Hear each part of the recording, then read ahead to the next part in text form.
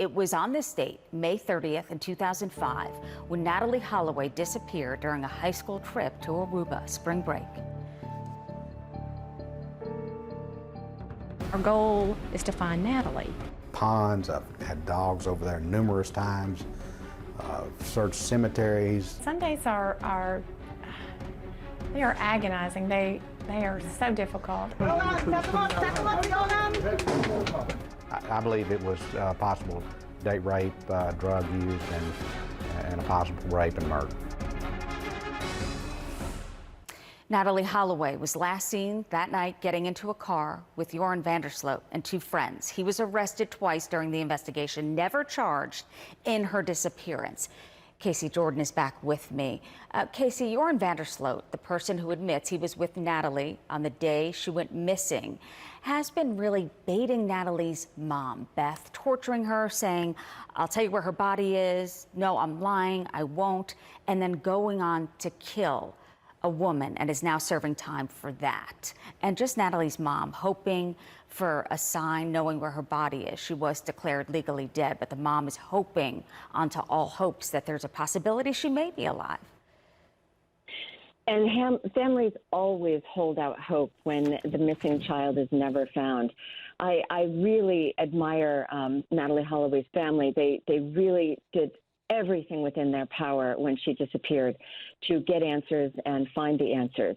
And the bottom line is, as you said, Susan, it's Joran Vandersloot holds the answers.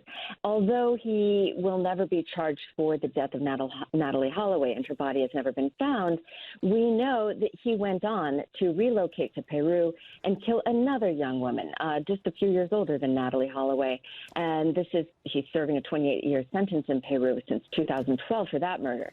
And so I don't think anyone debates or really questions that Joran Vandersloot is responsible for the disappearance of Natalee Holloway. She's been declared dead since 2012. Her family, I think, accepts the fact that Natalee is gone, but they will never find peace. And I know this, having interviewed many families of victims of murder that have gone unsolved, where the bodies have never been found. They don't find peace or closure. Even when they know the answer of who may be responsible, they want to recover their loved one's remains or at least know what happened. Joran knows those answers. I have no doubt in my head. The time has passed where he could be charged. People, I think, are content that he's serving time for a different murder, and they will just have to settle for that. But I think the answer is for us not to look for Joran Vandersloot for any answers, because by most people's account, he is exhibiting so many signs of psychopathic behavior. He will play cat and mouse and just torture the family and the public and the press for the rest of his life if we let him.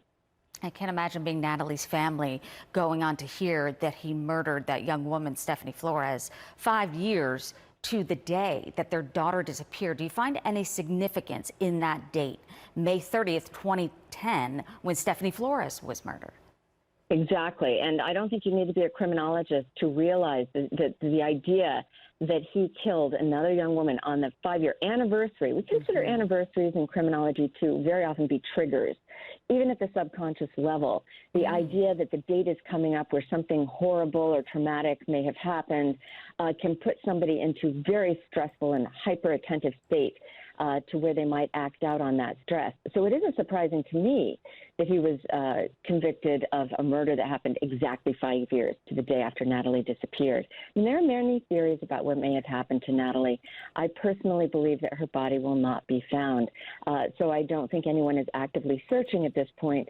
But it is really disturbing that someone like Joran not only can hold the answers and refuse to give them up and say he knows and then he doesn't know. It's basically just psychological torture of the victim's family, but also the idea that he could get out.